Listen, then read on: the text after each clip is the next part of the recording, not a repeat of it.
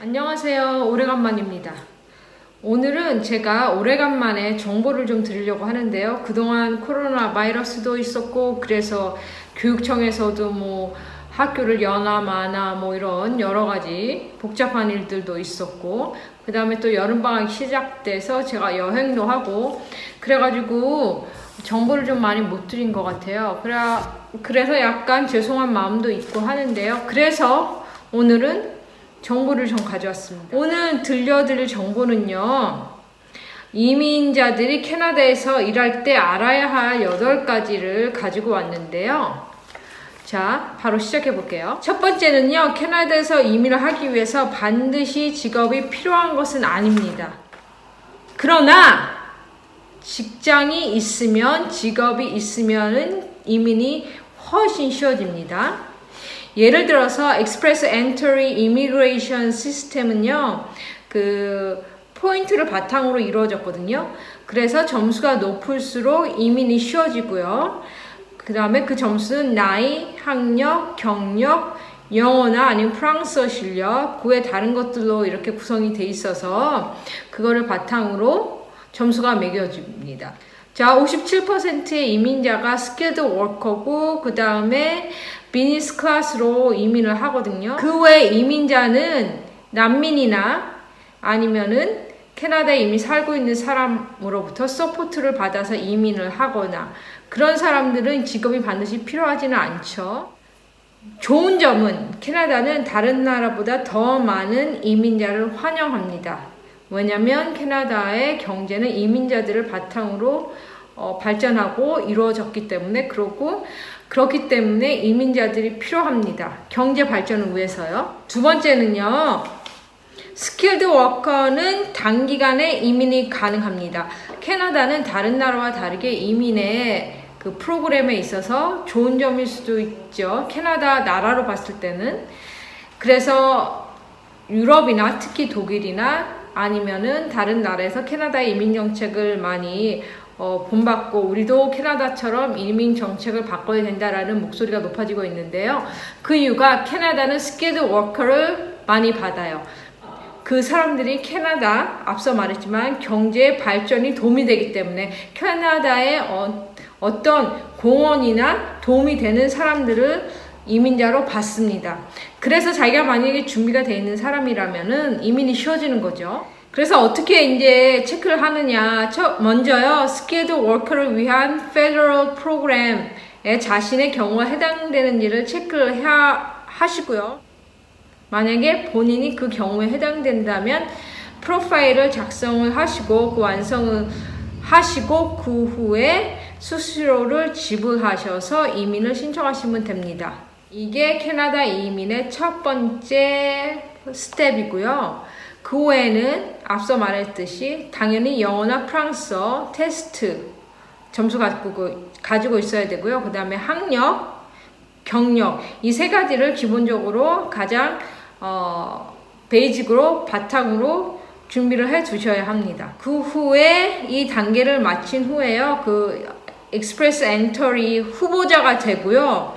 그 후보자들의 점수를 따져서 점수가 높을수록 캐나다 이민의 기회가 높아지죠. 캐나다 구직 사이트가 많거든요. 그래서 그 구직 사이트, 예를 들어서 잡뱅크 이런 거를 통해서 구직 활동을 하시면 됩니다. 세 번째는요, 캐나다 시민이 되기인데요. 반드시 캐나다 시민이 되기 위해서는 반드시 영주권이 먼저 있어야 하고요.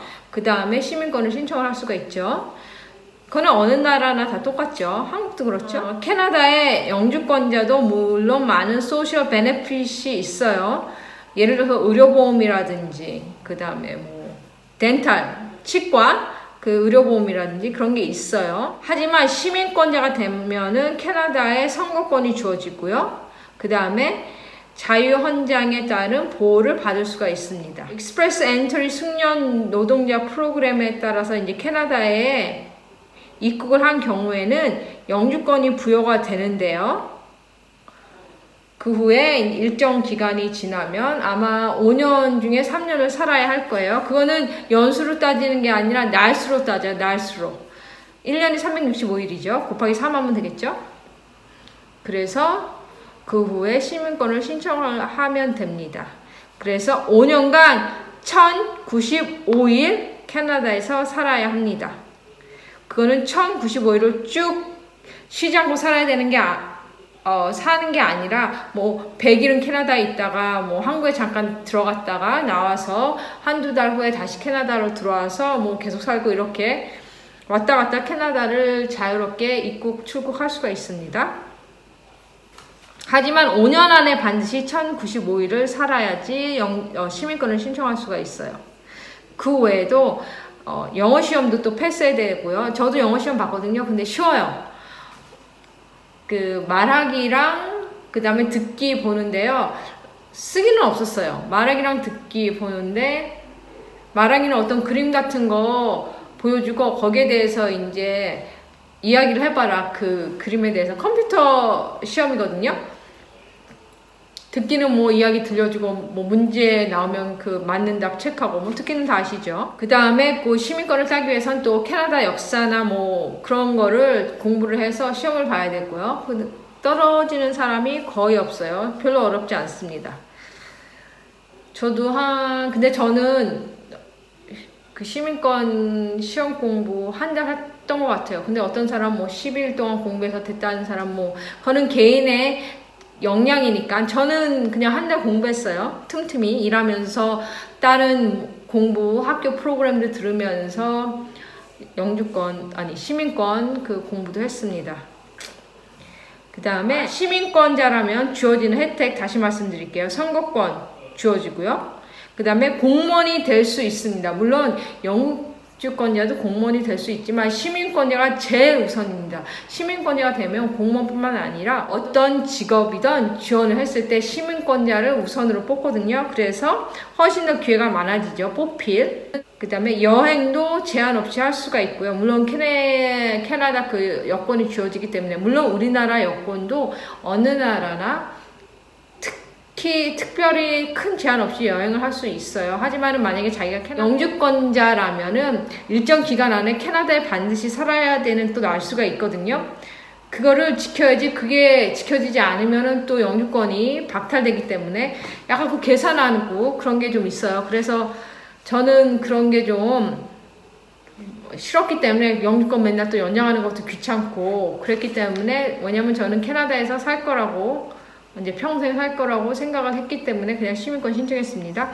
하지만 영주권만 가지고 사시는 분들이 많아요. 자기가 대한민국 사람이니까 그거를 포기하지 않고 자랑스러운 대한민국 시민으로서 살면서 캐나다에 그냥 영주권만 가지고 거주를 하는 분들이 많아요. 저도 거기에 대해서 많이 고민을 했었는데 어쨌든 개인 사정이 다 있으니까 저는 그냥 캐나다 시민권을 따는 것을 선택을 했습니다. 그런데 좀 아까 엑스프레스 엔터리 숙련 노동자 프로그램으로 캐나다에 입국을 하면은 영주권이 부여된다고 그랬잖아요. 하지만 그 외 난민이나 아니면 학생비자, 임시직이나 외국인 노동자로 캐나다에 입국을 했을 경우에는 영주권을 자기가 신청을 해야 합니다. 어떠한 이제 본인의 자격이 주어지면은요. 네 번째는요. 캐나다 정부는요, 새로운 이민자를 위한 많은 그 리소스가 있어요. 예를 들어서 Express Entry나 아니면 Family Sponsorship, Caregivers 그런 여러 가지 프로그램들이 있거든요. 자기 조건에 맞는 부합한 이민 프로그램을 선택을 하셔서 이민을 하시면 됩니다. 다섯 번째 볼게요. 캐네디안 스타일의 이력서를 만드세요. 제가 작년에도 어떻게 하면 캐나다 이력서를 만드느냐를 업로드를 해드렸거든요. 그래서 그거를 참고하시면 좋을 것 같고요. 그래서 제가 그거는 특별히 다시 말씀 안 드릴게요. 제가 링크를 걸어 드릴게요. 그럼 제 링크를 참고하시면 되겠습니다. 간단하게 말씀드리면은 캐나다 이력서에는 사진 필요 없고 자기 나이 쓸 필요 없어요. 그 다음에 결혼 여부 그런 거 쓸 필요 없고 근데 유럽에 같은 경우에는 결혼 여부를 써야 하는 나라도 있습니다. 예를 들면 독일. 제가 독일 친구가 있기 때문에 계속 독일을 예를 드는데, 어쨌든 독일 같은 경우에는 자기가 싱글인지 결혼했는지 그거를 또 적어야 한다고 그래요. 사진도 넣어야 하고요, 한국처럼.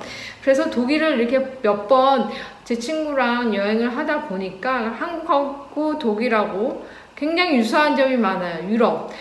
서구라고 하면은 우리가 보통 미국하고 캐나다 문화를 서구 문화라고 생각을 하는데, 저도 그렇게 생각을 했었고, 그런데 미국하고 캐나다 문화와 유럽 문화는 완전히 달라요. 유럽 문화는 제가 봤을 때는 짧은 경험과 견해로 봤을 때는 한국하고 동양하고 비슷한 점이 많아요. 조금 더 트래디셔널하고 보수적이고. 하지만 캐나다나 미국 같은 경우에는 개방적이고, 그 다음에 우리가 많이 알고 있는, 예를 들어서 뭐 퍼스널 스페이스 같은 거 지켜야 하고, 그 다음에 터치 같은 거 많이 하면 안 되고. 근데 유럽 같은 경우에는 터치 많이 하고, 그 다음에 특히 내가 놀랐던 게, 캐나다나 미국 같은 거는 체벌을 했을 때 신체적인 체벌을 가하지 않잖아요, 아이들한테나. 하지만 프랑스도 그렇고 독일도 그렇고 아이를 키울 때 신체적인 체벌을 부모들이 가합니다, 아이들한테. 그리고 캐나다 같은 경우에는 공공장소에 갔을 때 아이들을 조용하게 시키고 뛰지 못하게 하고, 그래서 다른 사람한테 피해를 주지 못하게 하는데, 그렇게 교육을 시키는데, 독일 같은 경우에는, 프랑스도 같은 것 같아요. 다른 나라는 이제 제가 잘 모르겠고, 애들이 뭐 소리를 지르던 때를 쓰던 놔둬요, 그냥. 왜냐면은 우리나라도 요즘에 그런 부모님들이 많아졌잖아요, 제가 어렸을 때보다는. 왜냐면 한 자녀 가족이 많이 늘었기 때문에 아이가 뭐 공공장소에서 울거나 때를 쓰거나 소리를 지르거나, 특히 식당 같은 데서도 뭐 달리거나, 그래도 부모님들이 그냥 놔두잖아요, 애 기죽인다고. 근데 독일 같은 경우에도 때 쓰는 아이들 많고 소리 지르는 아이들 많고, 그래서 캐나다는 보통 조용해요, 공공장소나 식당에 갔을 때. 아니면은 뭐 슈퍼 같은 데 갔을 때도 아이들이. 그런데 독일 아니면은 뭐 프랑스 이런 데 갔을 때 보니까 아이들이 한국하고 비슷하게 시끄러워요. 그래서 어쨌든 이야기가 30%로 샜는데, 자, 그 다음에 이제 6번째 보면요, 6번째는요, 커먼 인터뷰 질문의 대답을 준비하세요. 왜냐면은 그 회사마다 특성이 다 다르기 때문에 그 전문적인 지식을 묻거든요. 인터뷰를 했을 때 교사면 교사에 가는 거, 아니면 IT 쪽이면 IT 쪽에 가는 거, 엔지니어면 엔지니어 같은 그 전문 지식. 왜냐면 그 분야에 전문 지식이 있느냐 없느냐를 따지기 위해서. 하지만 공통된 그 커먼 질문도 반드시 합니다. 첫 번째 커먼 질문은요, 자기소개를 하십시오. 우리나라도 그 질문 받죠. 두 번째 그 질문은요, 왜 이 직업을 선택했고 왜 이 일을 하고 싶냐. 세 번째는요, 너의 장점. 네 번째는요, 당신의 단점을 말하십시오. 우리나라도 많이 하죠. 우리나라도 자기소개서 쓸 때 장단점 쓰라고 그러잖아요. 근데 캐나다는 자기소개서 아니고 커버레터라고 그래서 쓰는데 거기에 단점을 쓰진 않아요. 다섯 번째는요, 우리 그 회사에 대해서 무엇을 너가 얼마나 알고 있느냐. 기본이죠. 자기가 그 회사에 일하고 싶으면 인터뷰 보기 전에 그 회사 정보나 규모라든지 그런 거를 당연히 알고 가야 되겠죠. 그 회사에 관한 전반적인 지식을 알고 가야 되겠죠. 네, 여섯 번째는요, 왜 내가 당신을 고용을 해야 합니까? 이거는 장점, 너의 장점에 대해서 말해보세요랑 비슷한 맥락 같아요. 그쵸? 그렇다고 똑같이, 만약에 이 두 가지 질문을 둘 다 받았을 때는 똑같이 대답하면 안 되겠죠. 자, 그 다음 일곱 번째는요, 당신이 다른 후보자들하고 어떻게 다릅니까? 이것도 비슷한 맥락. 당신이 다른 사람보다 특히 잘하는 장점. 왜 내가 당신을 고용해야 되느냐. 다 비슷한 맥락이죠. 여덟 번째 질문은요, 당신이 처했던 어려운 점, 그리고 그 어려웠을 때 당신이 그것을 어떻게 헤쳐나갔느냐. 그거를 얘기해봐라. 그래서 이 질문 같은 경우에는 뭐 예를 들어서 자기가 뭐 어렸을 때 수영하다가 물에 빠져서 죽을 뻔해 살아났다. 그건 그 어려움이 아니라 자기가 일을 했을 때 다른 회사에서 일을 했을 때 그 코워커라든지 아니면은 뭐 매니저라든지 그런 사람들과 어떤 컨플릭트가 있었는데 그거를 어떻게 자기가 해결해 갔나. 문제점을 이 사람들은 보는 게 아니라 그 문제를 풀어가는 과정, 어떻게 이 문제를 잘 해결해 갔나, 다른 그 직원하고 아니면 매니저랑 그 과정을 중점적으로 이 사람들은, 인터뷰를 하는 사람들은 중요시 생각하고 그거를 중점적으로 봐요. 그 다음에 9번째 질문은요, 어떤 매니저나 보스를 당신은 원하느냐, 그거를 질문하고요. 10번째는요, 5년이나 10년 후에 당신의 미래에 대해서 한번 얘기를 해보세요. 당신이 어떤 위치에 아니면 무엇을 하고 있을 것 같아요. 5년이나 10년 후에. 이거 옛날에 제가 다른 한국에서 외국인 회사 인터뷰 준비했을 때 이 질문이 그 커먼 인터뷰 질문 중에 이것도 하나였어요. 11번째는요, 왜 당신은 전 직장을 그만뒀습니까? 그 이유가 무엇입니까? 이거를 너무 솔직하게 뭐 그 직장에 뭐 상사가 뭐 나빠서 아니면은 뭐 공업이 짜서 이런 얘기를 하면 당연히 안 되겠지만 자기도 모르게 긴장하다 보면요, 인터뷰를 볼 때 자기도 모르게 그런 얘기가 나와요. 자기도 모르게 너무 솔직해져요. 준비했던 대답이 있는데도 불구하고 이 인터뷰를 하다 보면은 인터뷰 보는 사람하고 인터뷰 보는 사람이 꼬리 질문을 하고 하다 보면은 자기도 모르게 너무 솔직해지는 거예요. 그래서 뭐 옛날 직장 상사하고 뭐 트러블이 있었다, 뭐 봉비 너무 짰다, 이런 말이 나오는 경우가 종종 있어요. 그래갖고 정신을 바짝 차리고 인터뷰를 봐야 돼요. 그 다음에 12번째는요, 당신의 그 코워커라든지 보스가 당신에 대해서 어떻게 describe 하십니까? 이 질문은요, 자기 자신보다는 제3자가 그 사람을 더 잘 알 수가 있기 때문에, 그러고 자기가 만약에 자신의 장단점을 얘기를 하면은 약간 부풀리거나 약간 좋은 쪽으로 얘기를 하잖아요. 그게 인터뷰를 준비하는 사람들의 당연한 그 입장이고 당연히 그렇게 준비를 하죠. 그래서 이 질문을 당신의 코워커라든지 보스들이 당신에 대해서 뭐라고 얘기를 하느냐, 이거는 정말 이 사람이 어떤 사람인지 알고 싶어 하기 때문에 하는 질문이에요. 제3자의 눈으로 봤을 때 이 사람이 어떤가, 이게 정말 객관적일 수가 있거든요. 그래서 이 질문의 대답을 굉장히 잘 준비를 하셔야 돼요. 7번째, 급여에 대해서 봅시다. 급여. 처음에 이제 캐나다에 왔을 때 급여를 얼마나 받아야 하는지 모르잖아요. 한국하고 다르기 때문에. 그래서 그 예상되는 급여를 아는 것이 중요해요. 그럼 그런 급여를 어떻게 아느냐?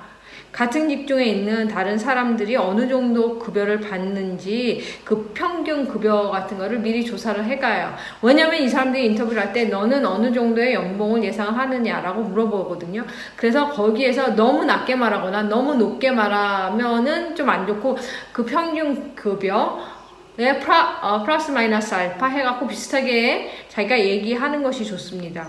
그 급여를 측정하는, 그 급여를 알 수 있는 사이트는 제가 또 올려놨거든요. 그래서 그 링크를 또 제가 걸어드릴 테니까 그 링크를 참고하시면 되겠습니다.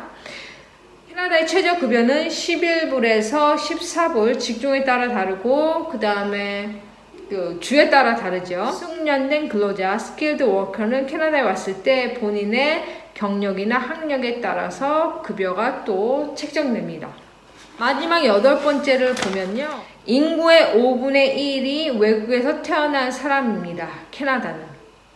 그래서 캐나다에서 일하고 살고 있는 사람의 22%가 외국에서 태어난 사람이고요. 그래서 캐나다는 이민자에게 다른 나라에 비해서 호의적이고요. 그래서 멀티컬처럴리즘의 나라라고 할 수 있죠. 특히 토론토와 밴쿠버의 인구의 50%가 이민자고요. 특히 토론토는 세계 최고의 멀티컬처럴 시티입니다. 200개의 다채로운 세계 문화와 그 다음에 그룹들이 있습니다. 그래서 오늘은 이민자들이 캐나다에서 일을 할 때 알아야 할 8가지를 말씀을 드렸어요. 정리 다시 해볼게요. 첫 번째, 캐나다에 이민을 하기 위해서 반드시 직업이 필요한 것은 아니다. 스킬드 워커는 단기간에 이민이 가능합니다. 6개월 이하 걸립니다. 세 번째는 캐나다의 시민이 되면 좋은 점. 네 번째는 캐나다 정부는 그 이민자를 위한 많은 리소스가 있다는 거. 다섯 번째는 캐나다 스타일의 이력서를 만드는 거. 여섯 번째는 커먼 인터뷰에 대한 대답을 잘 준비하는 거. 그 다음에 여덟 번째는 인구의 5분의 1이 외국에서 태어난 사람들이다. 자, 그래서 오늘은 오랜만에 정보를 또 드렸어요. 그래서 다음 시간에는 더 좋은 정보로 여러분을 찾아뵙겠습니다. 그럼 다음 시간에 봐요. 바이.